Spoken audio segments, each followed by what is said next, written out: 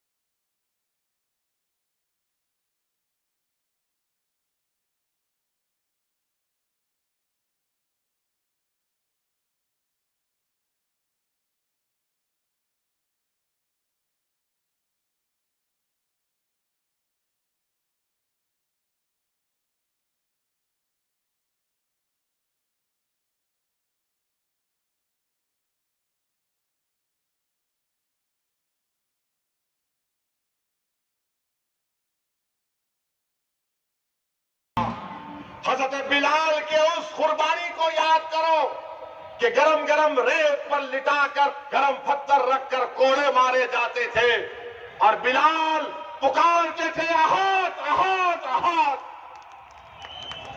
मेरे इज्जतदार मां और बहनों, अपनी औलाद को बहादुर बनाओ। दीन से अपने रिश्ते को मजबूत रखो, दीन से रिश्ते को मजबूत रखो। हिजाब पहनेंगे, बुर्का पहनेंगे, चादर पहनेंगे। किसी जालिम हुकूमत के फैसले पर हम अपने दीन से दस्तबरदार नहीं होंगे। तुम्हारे जुल्म से हम अपने दीन से दस्तबरदार नहीं होंगे। मेरी शनाख्त अगर है, मेरी पहचान है तो मेरी दीन से, मेरी निस्बत जो नबी करीम सल्लल्लाहु अलैहि वसल्लम से है वही तो मेरी पहचान है। अगर वो नहीं तो फिर क्या है मेरे पास, बताओ। इस दौलत को बचाओ, हिम्मत से काम करो, अपने हौसलों को बुलंद रखो। और आखिर में यहां के जो कांग्रेस के मौजूदा एमएलए है, बड़ा गुरूर है तुमको अपनी दौलत पर। अब जब विधानसभा के चुनाव आएंगे, जो गलती तुमने की पैसे देकर मजलिस के कैंडिडेट को तुमने विड्रॉ किया, इंशाअल्लाह ताला वो दोबारा गलती नहीं होगी। हम अच्छे उम्मीदवार को रखेंगे। और मेरी आपसे इल्तिजा है, गुजारिश है, अगर बल्दिया के म्युनिसिपल के इलेक्शन आते हैं तो मजलिस के उम्मीदवारों को कामयाब करिए। आप अपनी दुआओं से और अपने वोट से अपनी आवाज को रखिए। आप देखते हैं कि भारत की पार्लियामेंट में 2 एमपी हैं आपके, और जब मैं या इम्तियाज जलील खड़े हो जाते, नसीर जिंदा है, इखलाक जिंदा है, पीलो खान जिंदा है। जो लोग मुसलमानों पर जुल्म करके मार रहे वो मरे नहीं, जिंदा है। हम जिंदा रहेंगे और जिंदगी का सबूत देंगे। बहुत बहुत शुक्रिया। वाक़िअ दावाना अल्हम्दुलिल्लाह रब्बिल आलमीन।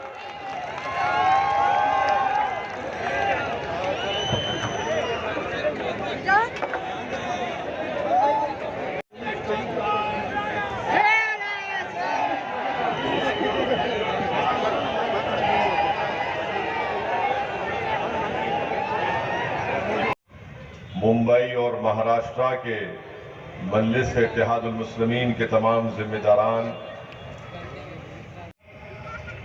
हमारी जमीन पर जालिम कब्जा करके बैठा है। हमने मुतालबा किया कि चीन जो जमीन पर कब्जा करके बैठा है उसको खाली करवाया जाए। मेरे अजीज दोस्तों और बुजुर्गों, इज्जतदार माँ और बहनों, हमने अपने पार्टी के 2 रोजा कन्वेंशन में जो धर्म संसद किया जाता है, नाम निहाद धर्म संसद, उसमें धर्म संसद करके हर धर्म संसद में गाली मुसलमानों को, गाली इस्लाम को, गाली हमारी माँ और बहनों को। और तो और एक बाबा है जो नाक से सांस लेना सिखाते हैं और अपने पेट को गोल गोल फिराते हैं और मंजन बेचते हैं, टूथपेस्ट बेचते हैं। वो राजस्थान में जहां पर कांग्रेस की सरकार थी वहां पर जाकर का मुसलमान नमाज भी पढ़ता मगर ऐसा भी करता। बाबा आपको क्या मालूम इस्लाम के बारे में? अगर नहीं मालूम तो सीख लो, मगर झूठ तो मत बोलो। तुमने अनाप शनाप बका, बाबा पे कोई एक्शन नहीं। राजस्थान में कांग्रेस की सरकार है, एक एफआईआर इशू करे, बाबा चले गए। यहां पर खाएंगे, जब वहां पर खा सकते, गोवा में खा सकते, तो फिर सब जगह खाना चाहिए ना, मगर नहीं। मारेंगे, जिसके पास दाढ़ी है उसको पीटेंगे। हमने रेजोल्यूशन पास किया कि खत्म होना चाहिए। हमने करारदाद को मंजूर किया कि यूएपीए के नाम पर, नेशनल सिक्योरिटी के नाम पर गरीबों को, कमजोरों को, जो हुकूमत के मुखालिफ है, मुसलमानों को इस कानून के तहत उनको जेल में डालकर उनकी जिंदगी को बर्बाद किया जा रहा है। हमने इस बात का मुतालबा किया कि चीन भारत की 2000 स्क्वायर किलोमीटर पर कब्जा करके बैठा है। देवसांग और डेमचाक में हम ये मुतालबा करते हैं कि नरेंद्र मोदी, अगर आप वाकई में 56 इंच का सीना है तो चीन को चप्पल से नहीं बल्कि गोलियों से मार कर निकालो भारत की सरजमीन से, अगर 56 इंच का सीना है तो। मगर हमारे वजीर आजम चीन का नाम लेने से डरते हैं। बीजेपी और आरएसएस के लोग तो हिंदू राष्ट्र की बात करते हैं, मगर ये पहलवानों के जबान से चीन नहीं निकलता, टाई टाई हो जाती है इनकी। अरे 2000 भारत की जमीन पर चीन कब्जा करके बैठा है। क्या तुम्हारी सरकार इनको नहीं निकाल सकती है? वो डेप्सांग और डेमचाक में चीन ऑल वेदर रोड बना चुका है, वहां पर बैठा हुआ है। और भारत के वजीर आजम जब इंडोनेशिया में G20 का इजलास होता है तो 56 इंच का सीना रखने वाला वजीर आजम, 130 करोड़ जनता का वजीर आजम अपनी कुर्सी से उठकर पलटकर जाकर चीन के सदर से मिलता है। Hello, how are you? ये चीन जो हमारी 2000 स्क्वायर किलोमीटर पर कब्जा करके बैठा है, और ये तमाम संघ परिवार के चमचे मोदी के अंधभक्त, जब उनसे कहा जाता है कि देखो ये देश का प्रधानमंत्री उठकर चीन से मिल रहा है, तो बोले क्या करना चाहिए था? फिर हाथ नहीं मिलाए। अरे मैंने पूछा मिलने की जरूरत क्या थी?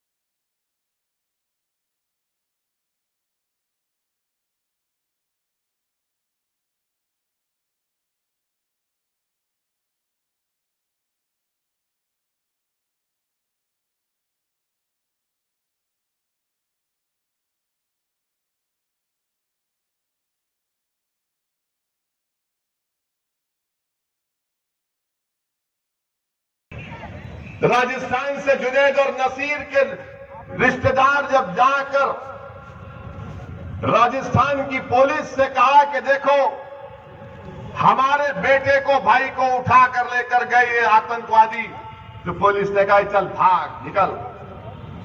मगर बाद में उनकी जली हुई लाशें मिली। अगर उनको पुलिस हरकत में आ जाती तो वो जालिम लोग जुनैद और नसीर को लेकर राजस्थान का बॉर्डर क्रॉस करके हरियाणा में नहीं जा सकते थे। मेरे अजीज दोस्तों और बुजुर्गों, बीजेपी का एक एमपी कहता है दिल्ली में मुसलमानों का समाजी बायकॉट करो। बीजेपी के एक भोपाल की एमपी बोलती कर्नाटका जाकर वो चाकू तरकारी काटने के लिए इस्तेमाल मत करो, गले काटो। भारत के प्रधानमंत्री आपके एमपी बोल रहे हैं कितनों को काटेंगे? क्या आप गले काटना चाह रहे? कितनों को काटेंगे बताओ आप? और आप ये समझ रहे हैं कि मुर्गी के बच्चे हैं, अपनी गर्दन को पेश कर देंगे चाकू के सामने? किसकी मां जनी हमारा गर्दन काटा जा सके बताओ हमको? कौन है वो जो हमारी गर्दन काटना चाहता है? बताओ, मैदान और वक्त मुकर्रर करो, हम भी देखना चाहते हैं। और याद रखो, अगर तुम मुझे काट भी दोगे तो मैं अल्लाह के नाम पर शहादत पाऊंगा, मैं मरूंगा नहीं, जिंदा रहूंगा। मैंने जुनैद और नसीर को कहा कि शहीद है, जिंदा है, इनको मुर्दा नहीं कहा जा सकता। तो मीडिया में जो 6 बजे और 9 बजे बैठकर मोदी को अपने पप्पा कहते हैं, उन्होंने बड़ी तकलीफ हुई कि जुनैद और नसीर को वैसी शहीद कह रहा है। हाँ, शहीद है, जिंदा है, उनको अल्लाह गिज़ा देता, तुमको नहीं मालूम। जुनैद और नसीर शहीद है, और आप जो है आपकी एमपी पे कोई एक्शन नहीं लेते, कोई एक्शन नहीं बीजेपी की तरफ से। और भारत के प्रधानमंत्री बोलते हैं, एक गाना, पुराना गाना गाते हैं भारत के प्रधानमंत्री, उसकी ट्यून ऐसी है कि सबका साथ, सबका विश्वास, सबका विकास, सबका प्रयास। प्रधानमंत्री, ये गाना बहुत पुराना हो गया है। ये गाने में सच्चाई नहीं है, धोखा है। हमने रेजोल्यूशन पास किया कि महाराष्ट्र के मुसलमानों को रिजर्वेशन मिलना चाहिए। यहां पर उद्धव ठाकरे चीफ मिनिस्टर थे। 100 साल पुरानी बूढ़ी कांग्रेस भी थी उसमें, राष्ट्रवादी कांग्रेस भी थी। मराठों को रिजर्वेशन देने की बात किए मगर मुसलमानों को देने की बात नहीं किए। और फिर बोलते कि ओवैसी वोट काटने के लिए आया है। अरे बताओ कांग्रेसियों, तुम सत्ता में थे ना? उद्धव ठाकरे के साथ जो असेंबली में खड़े होकर कहा कि मैं और मेरी पार्टी ने 6 दिसंबर को बाबरी मस्जिद को शहीद किया। अगर कोई गयूर मुसलमान इस मजमे में बैठा है तो उसको इस बात जो सुन रहा है तो उसको तकलीफ होगी कि वो मुख्यमंत्री असेंबली में उठकर कहता है कांग्रेस उसकी वजीर है, राष्ट्रवादी उसके वजीर है, और कहता है कि हमारी पार्टी ने बाबरी मस्जिद को शहीद किया।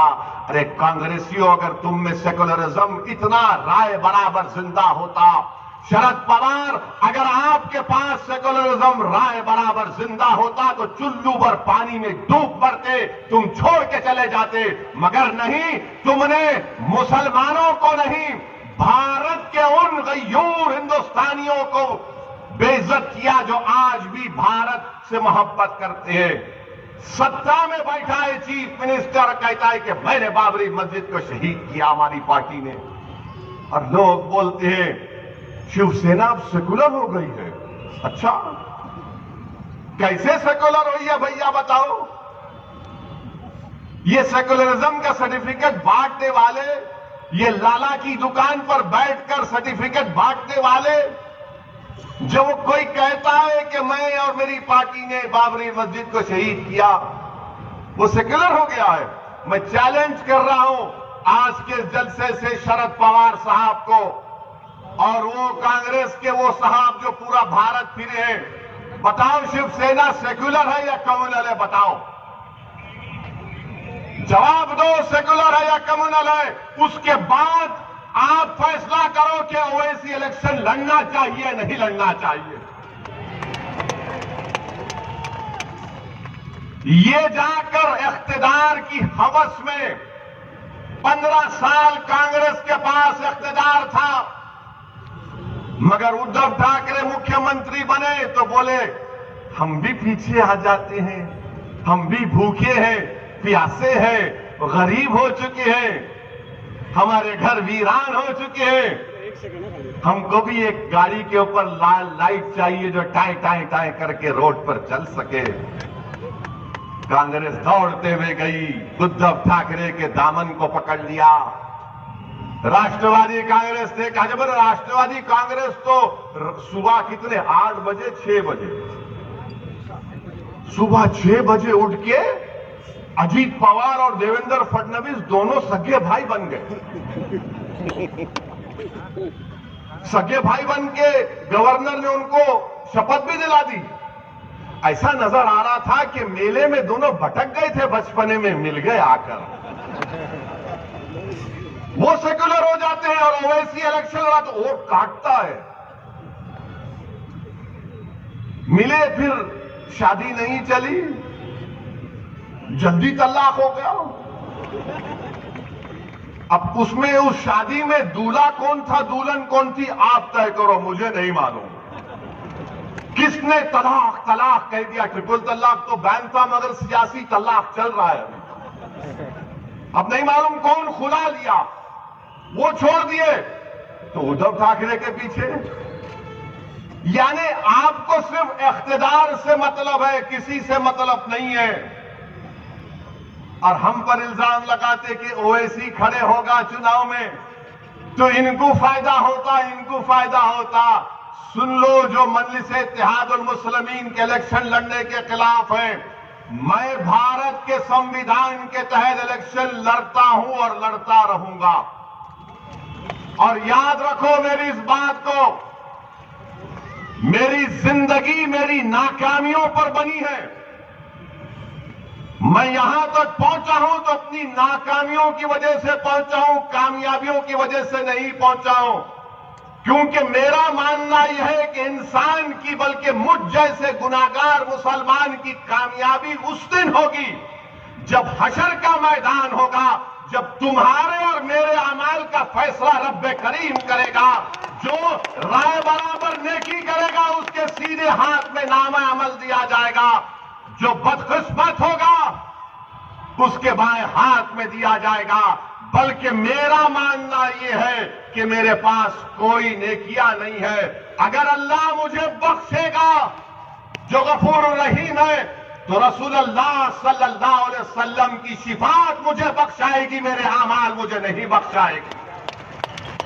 और जो लोग इल्जाम लगाते हैं मुझ पर, मैं तुमको अल्लाह के हवाले करता हूं, लगाओ कितना इल्जाम लगाते, तुम जिंदगी भर लगाओ मुझ पर इल्जाम, मगर मेरे कदम डगमगाने वाले नहीं है। इलेक्शन लड़ूंगा, एक लड़ूंगा, हारूंगा, फिर लड़ूंगा।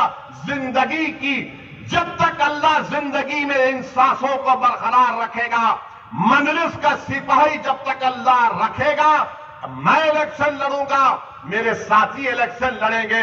हम लड़ेंगे जालिमों के खिलाफ, हम मजलूमों के हक के लिए लड़ते आए, लड़ते रहेंगे। हम नौजवानों के रोशन मुस्तकबिल के लिए लड़ते आए, लड़ते रहेंगे। हम अपनी मां और बहनों के चेहरों पर मुस्कुराहट देखना चाहते हैं, इलेक्शन लड़ेंगे। हम अपने घरों में अपनी बेटियों की हंसी की आवाज सुनना चाहते हैं, लड़ेंगे।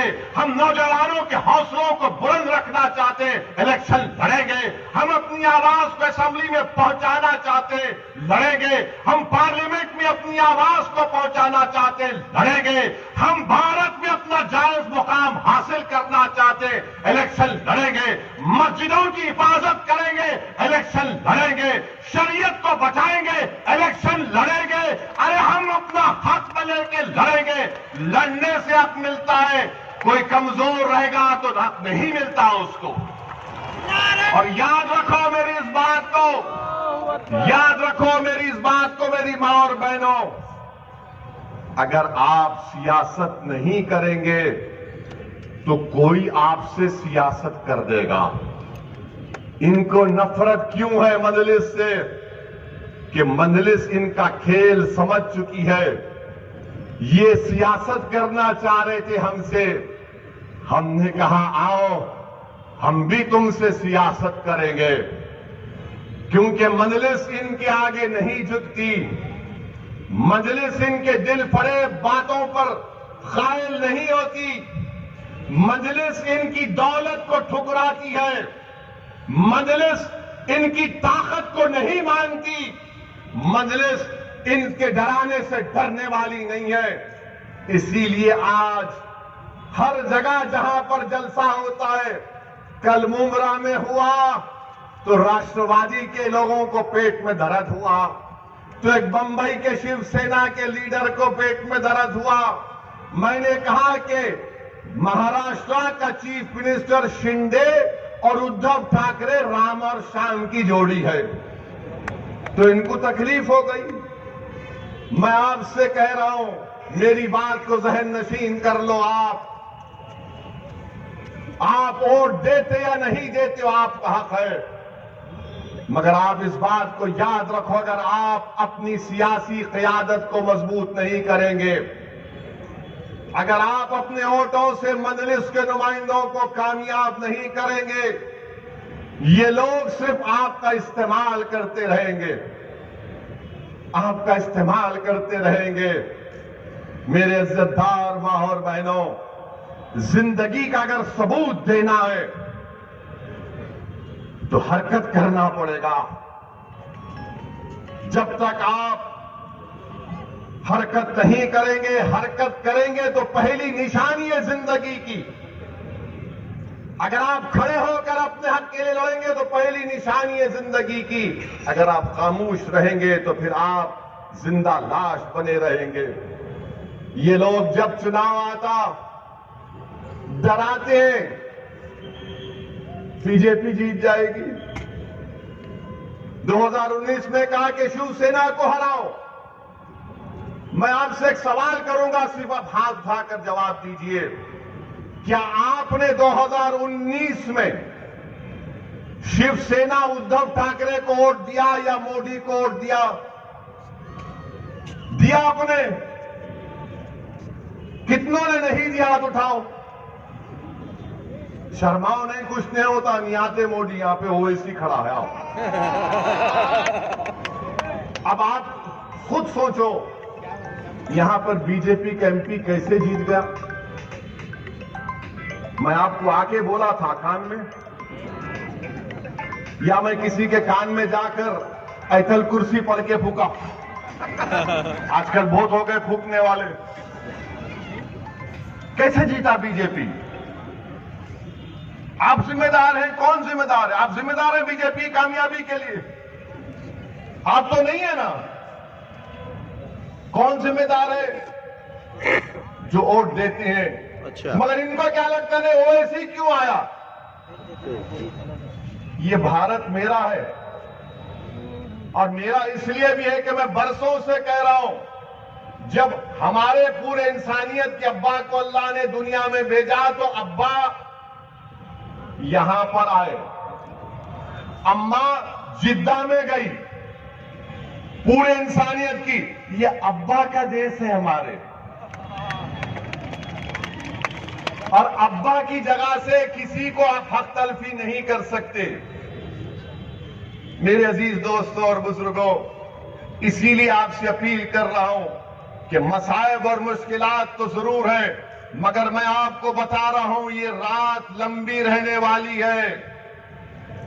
ये रात बड़ी लंबी रहने वाली है। मेरी इस बात को याद रखो। आप फिरका परस्ती को अगर शिकस्त देना है, फाशिज्म को अगर हराना है, नफरत को खत्म करना है, जालिम के जुल्म को रोकना है, मजलूमों को उनका मुकाम दिलाना है, तो आपको वोट लेने वाले बनना पड़ेगा। आपने बरसों से वोट दिया है।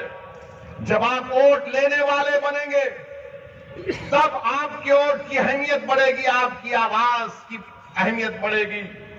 अगर आप सिर्फ वोट डालते रहेंगे, अब क्या कह रहे हैं? नहीं, शिवसेना अब सेकुलर हो गई। शिवसेना के दो टुकड़े हो गए, दो टुकड़े हो गए, एक इधर गिरा, एक उधर गिरा। दिल के टुकड़े हजार हुए, अच्छा हुआ, दो टुकड़े हो गए। मगर दोनों टुकड़े कहते हैं कि हम हिंदुत्व को मानने वाले हैं। हिंदुत्व का मतलब क्या है? कि सावरकर ने हिंदुत्व को डिफाइन किया। उसने साफ तौर पर लिख दिया कि भारत के मुसलमान, ईसाई इस मुल्क को अपना मुबारक सरजमीन नहीं मानते, ना होली लैंड मानते, ना मदरलैंड मानते। ये हिंदुत्व है। अगर और बोलना शुरू करूंगा तो लंबा वक्त लगेगा। अब आप फैसला करो कि जो हिंदुत्व को मानने वाले हैं। अच्छा, और मैं पूछना चाहता हूं आप तमाम से कि अगर कोई आपके बाप के कत्ल में, आपके बाप के वालिद के कत्ल में साजिश करता है, तो क्या आपका हीरो हो सकता है? वो जो आपके बाप के कत्ल में कॉन्स्पिरेसी करता है, क्या वो आपका हीरो हो सकता है? आपका हीरो हो सकता है? तो सावरकर महात्मा गांधी के कत्ल में कॉन्स्पिरेटर था।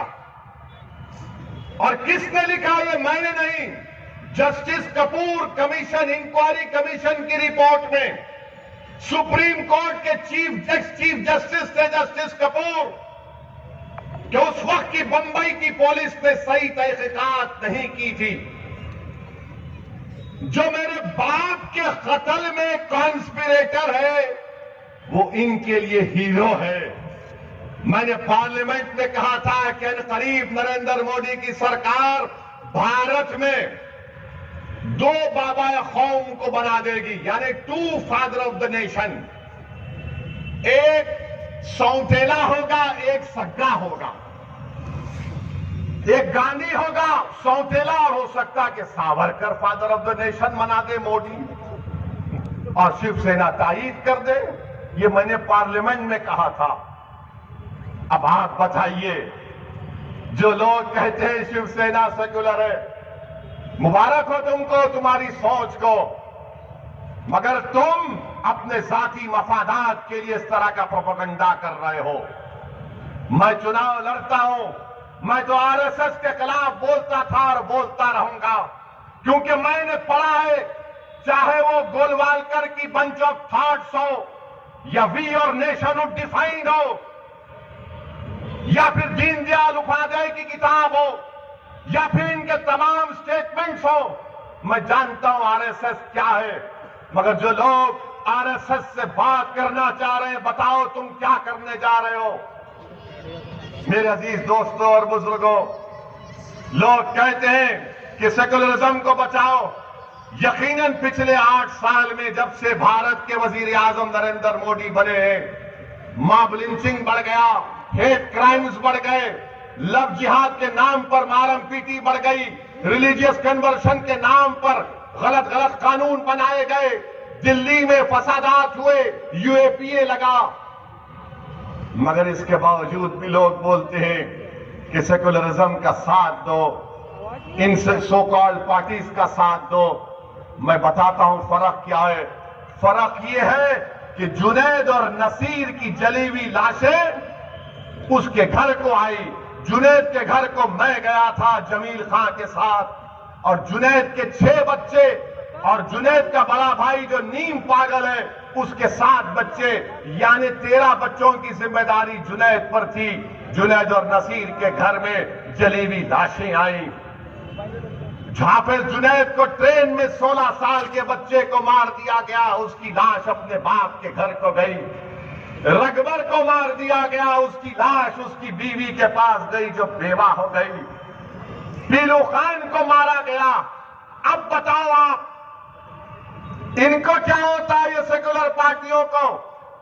ये सिर्फ जेल को जाते हैं, हम कब्र में जाते हैं।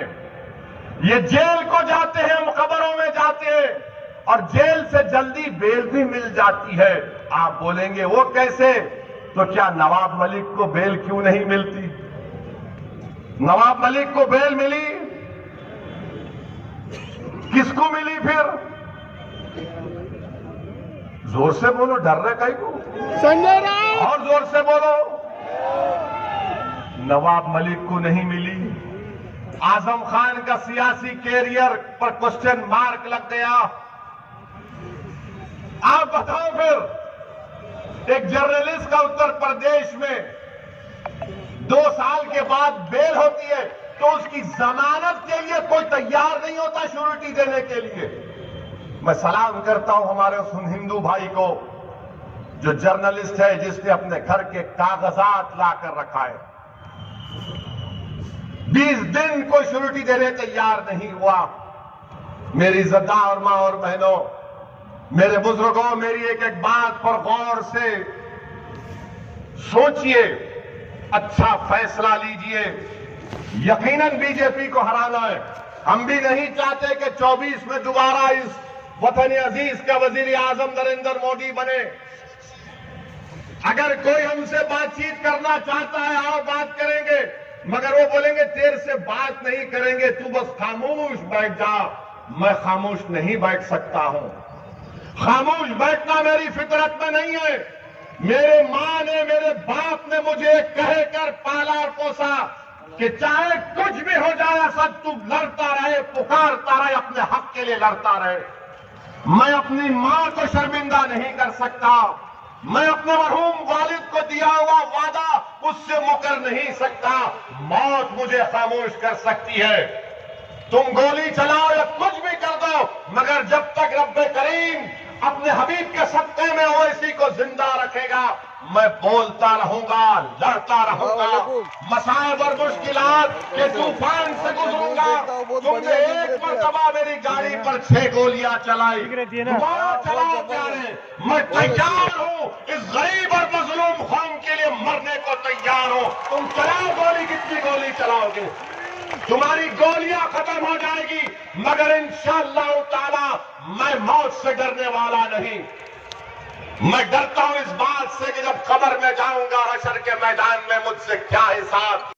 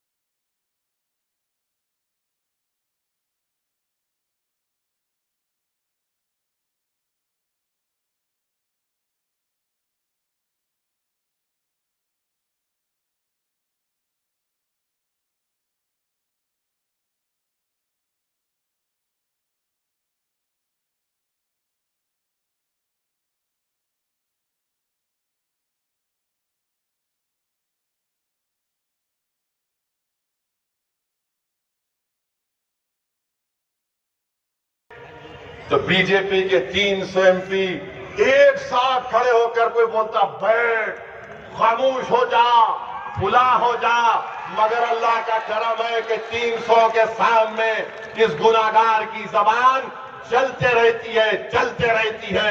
एक एक लफ्ज उनके लिए तीर साबित होता है। अल्लाह के करम से पड़ेगा। ये लोग डरा रहे हैं। बीजेपी तो भारत की राजनीति से मुसलमानों को गायब कर चुकी है।